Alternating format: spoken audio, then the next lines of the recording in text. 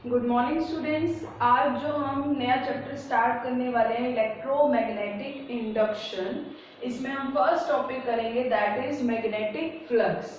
तो ये जो टॉपिक है मैग्नेटिक फ्लक्स, ये थोड़ा सा रिलेटेड है इलेक्ट्रिक फ्लक्स से, तो आपको इसको समझने में ज़्यादा दिक्कत आएगी नहीं क्योंकि आप इलेक्ट्रिक फ्लक्स पहले कर चुके हैं। ठीक है, तो ये जो नेक्स्ट चैप्टर स्टार्ट हो रहा है इलेक्ट्रोमैग्नेटिक इंडक्शन, इसमें इलेक्ट्रिक और मैग्नेटिक इफेक्ट दोनों कंबाइन होने वाले हैं। तो आप तैयार हो जाओ, इससे पहले वाले सारे चैप्टर रिवाइज कर लेना। ठीक है, तो ये जो टॉपिक है magnetic flux is related to electric flux. उसमें क्या होता था, the total number of electric field lines crossing a given area is called electric flux.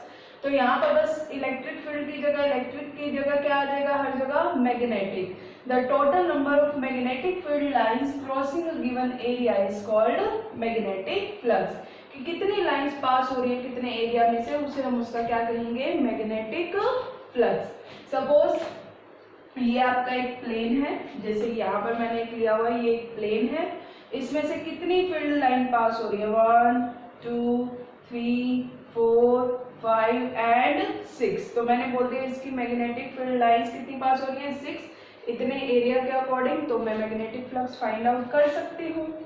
तो फिर फॉर्मूला क्या बनना चाहिए मैग्नेटिक फ्लक्स का, इसको हम 5b से डिनोट कर रहे हैं, मैग्नेटिक फील्ड इनटू एरिया, क्योंकि दो ही वैल्यूज के बारे में हम यहाँ पर बात कर रहे हैं कि मैग्नेटिक फील्ड लाइंस कितनी पास हो रही है उस एरिया में से। यानी इन दोनों हमें फिजिकल क्वांटिटीज का क्या करना पड़ेगा, प्रोडक्ट करना पड़ेगा, तभी जाके फ्लक्स आएगा। लेकिन मैग्नेटिक फील्ड भी वेक्टर क्वांटिटी और एरिया भी वेक्टर क्वांटिटी है, तो इनका कैसा प्रोडक्ट करें। आपको पता है दो टाइप के प्रोडक्ट होते हैं, एक डॉट और एक क्रॉस। तो उसे समझने के लिए क्या किया हमने, ये प्लेन लिया, जैसे अभी आप इसे सामने से देख रहे हो तो ये आपको सिंगल लाइन में दिख रहा है। तो ये एक प्लेन है PQ, ठीक है, इसे आपने ऐसे रखा हुआ है और ये इसका एरिया वेक्टर है। तो अभी इसमें कितनी लाइंस पास हो रही थी, 6। लेकिन अब आप एरिया चेंज करके देखने की कोशिश कर रहे हो क्या उतनी ही फील्ड लाइन पास हो रही है। अगर एरिया चेंज करने से फील्ड लाइंस पे कोई इफेक्ट नहीं पड़ा, यानी फ्लक्स जो है वो कोई और क्वांटिटी हो सकती है, मींस उसमें प्रोडक्ट हम उसके अकॉर्डिंग देखेंगे कि वो किस पे डिपेंड करता है, एरिया पे डिपेंड करता है, एरिया के किसी कंपोनेंट पे डिपेंड करता है, किस पे नहीं। तो वो चेक करेंगे, फिर उसी हिसाब से हम डॉट प्रोडक्ट यहाँ लगा देंगे। तो ये आपका एक प्लेन हो गया, ठीक है। अभी इसमें से कितनी फील्ड लाइन पास हो रही थी, 6, ठीक है।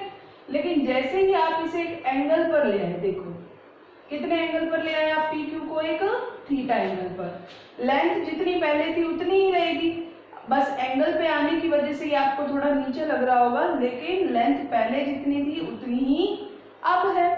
और पहले इसमें से कितनी मैग्नेटिक फील्ड लाइन पास हो रही थी, 1 2 3 4 5 एंड 6। इसको थोड़ा बड़ा बना लेते हैं, ठीक है। तो पहले कितनी फील्ड लाइन पास हो रही थी, 6, बट जैसे ही आपने इसको रोटेट किया एक एंगल पर, तो अब सिर्फ कितनी फील्ड लाइन पास हो रही है, 5। इक्वल डिस्टेंस पे बनाओगे, ये थोड़ी दूर हो गई थी इसीलिए मुझे थोड़ा बड़ा करना पड़ा, बट आप इक्वल डिस्टेंस पे स्केल से बनाओगे तो आप देखोगे कि पहले से कम फील्ड लाइंस इसमें से पास हो रही है। जब इस पोजीशन पे था तब 6 पास हो रही थी, लेकिन जैसे ही एंगल पर आया तो ऊपर वाली, ये वाली जो है वो ऊपर से ही निकल गई, इसके अंदर से पास नहीं हो पाई। यानी एरिया पे डिपेंड नहीं करता है, एरिया के कंपोनेंट पे डिपेंड करता है। वो कंपोनेंट कौन सा होगा, उसके लिए हम क्या करेंगे, एक परपेंडिकुलर डालेंगे यहाँ से भी, एक यहाँ से भी, और ये एंगल अगर थीटा है तो ये एंगल भी थीटा। तो एरिया वेक्टर दो कंपोनेंट में रिजॉल्व होगा, जिस पर एंगल बना हुआ है वो कंपोनेंट हो जाएगा a cos थीटा, और जिस पर नहीं बना हुआ वो कंपोनेंट बिल्कुल उसके परपेंडिकुलर वाला ये कौन सा हो जाएगा, a sin थीटा। तो मैग्नेटिक फ्लक्स जो है वो कौन से कंपोनेंट पे डिपेंड कर रहा है, एरिया के cos थीटा वाले कंपोनेंट में से। इसमें से कितनी फील्ड लाइन पास हो रही है, इसका कोई भी रोल नहीं है, इस साइड का कोई भी रोल नहीं है। तो यानी कि मैग्नेटिक फ्लक्स में एरिया का कौन सा कंपोनेंट आना चाहिए, cos थीटा वाला कंपोनेंट आना चाहिए, साइन थीटा वाला नहीं आएगा।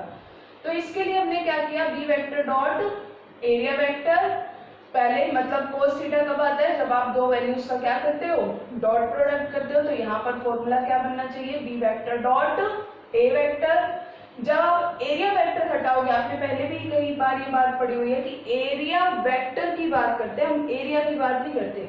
और एरिया वेक्टर उस सरफेस के हमेशा कैसा होता है, परपेंडिकुलर होता है, ठीक है। तो यहाँ पर आप ए वेक्टर हटा के क्या राइट कर दोगे, एन यूनिट वेक्टर इनटू ए। तो बी ए कोस थीटा, और जो थीटा एंगल है वो किसके बीच में है, बी वेक्टर और एरिया वेक्टर के बीच में है, ठीक है। अब इसके बाद फिर से वही स्पेशल केस जो हमने इलेक्ट्रिक फ्लक्स में किया हुआ है, एक बार रिवाइज हो जाएंगे आपके, ध्यान से देखना। If the direction of B is in the direction of plane of the coil, ये आपका एक प्लेन ऑफ द कॉइल है और बी की सेम यही डायरेक्शन बता रहा है प्लेन ऑफ द कॉइल में, तो आपको एंगल जो देखना है वो किसके बीच का देखना है, एरिया वेक्टर और मैग्नेटिक फील्ड। तो एरिया वेक्टर इस प्लेन के कैसा है, परपेंडिकुलर, ये डायरेक्शन बी की। तो एरिया वेक्टर और बी में कितने का एंगल हो गया, 90। तो थीटा 90 अगर हो गया तो फाई की वैल्यू किसके इक्वल हो जाएगी, हमारे पास 0 की। तो इस केस में मैग्नेटिक फ्लक्स हमारा 0, क्योंकि मैग्नेटिक फील्ड लाइन सारी ऐसे जा रही है, बताओ क्या इस एरिया में से कोई पास हुई, कोई नहीं हुई, तो magnetic flux 0। Case second, if the direction of B vector is normal to the plane of the coil, जो बी वेक्टर की डायरेक्शन है वो अब नॉर्मल है प्लेन ऑफ द कॉइल की, मींस इसके ऐसे बीच में से पास होते हुए आ रही है, परपेंडिकुलर आ रही है, ठीक है। तो अगर परपेंडिकुलर आ रही है बी की डायरेक्शन और एरिया भी तो इसके क्या होता है, परपेंडिकुलर होता है, तो इसका मतलब बी वेक्टर और यूनिट वेक्टर दोनों की सेम डायरेक्शन, यानी थीटा किसके इक्वल हो गया, 0। और अगर थीटा 0 तो फाई किसके इक्वल हो गया, बी ए, मैग्नेटिक फ्लक्स दिया गया। और ये इसे हम क्या बोलेंगे, ये हमारा क्या है, पॉजिटिव फ्लक्स, ठीक है। अब है केस थर्ड। केस थर्ड में if the direction of B vector is opposite to the normal plane of the plane of the coil, B vector की जो डायरेक्शन है वो कह रहा है जो नॉर्मल है प्लेन ऑफ द कॉइल के, यानी जो एरिया वेक्टर है उसके अपोजिट डायरेक्शन में। मींस अगर आप प्लेन ऑफ द कॉइल इस साइड में ले रहे हो तो ये आपका एरिया वेक्टर यानी नॉर्मल, और मैग्नेटिक फील्ड की डायरेक्शन उससे अपोजिट, मतलब यहाँ से क्रॉस करके अंदर की तरफ जा रही है, ठीक है। तो अब इस केस में एंगल आपका कितना हो गया, 180, और अगर 180 हो गया तो फाई की वैल्यू कितनी आ गई, माइनस बी ए, जिसे कि हम क्या कहेंगे, अब हमारा फ्लक्स कौन सा हो गया है, नेगेटिव फ्लक्स। तो फ्लक्स की जो भी इंपॉर्टेंट बातें थी उसका फॉर्मूला कैसे बनाया, इसमें ए कोस थीटा क्यों आया, क्योंकि ये एरिया के कंपोनेंट पे डिपेंड कर रहा है कोस थीटा, जिस वजह से यहाँ पर डॉट प्रोडक्ट आएगा, और इसके कुछ स्पेशल केसेस ये हमने कर लिए। अब हम करेंगे ऐसा यूनिट्स एंड डायमेंशंस। तो ये केस हम रफ कर देते हैं।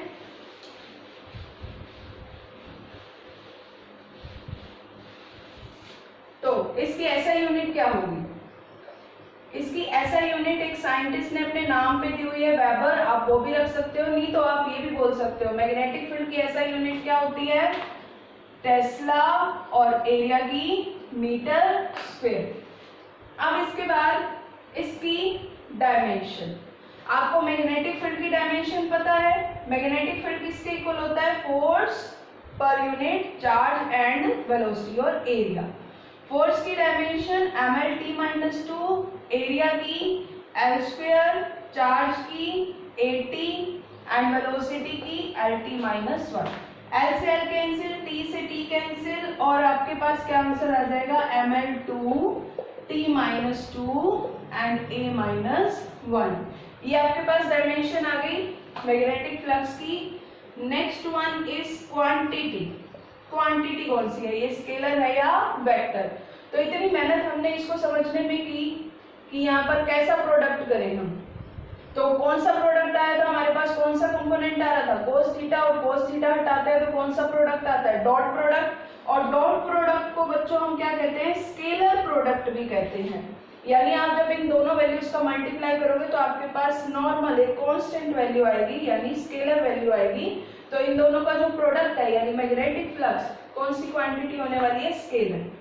अब इसके बाद हम इसमें करेंगे एक relation between SI and CGS unit of magnetic flux. तो SI तो आप पढ़ चुके हैं, इसकी क्या है, वेबर, मैं सीजीएस भी बता देती हूँ, सीजीएस यूनिट है इसकी मैक्सवेल। ठीक है, तो ज्यादा मेहनत वाला काम नहीं है। आपने, क्योंकि इसमें आप देख रहे हो मैग्नेटिक फील्ड आ रहा है, तो मैग्नेटिक फील्ड की आपने रिलेशन फाइंड आउट की हुई है कि 1 टेस्ला कितने के इक्वल होता है, 10⁴ गोस के। उस वैल्यू को बस यहाँ पुट कर देना, तो आपके पास फ्लक्स के लिए रिलेशन आ जाएगी। तो फ्लक्स का फॉर्मूला है V dot E। Magnetic field की ऐसा यूनिट है टेस्ला, एरिया की मीटर स्क्वायर। अगर आप ये दोनों पुट करोगे तो जो फ्लक्स आ जाएगा वो भी किसके इक्वल हो जाएगा, ऐसा यूनिट, यानी कि वेबर। तो 1 weber is equal to 1 tesla into 1 metre square.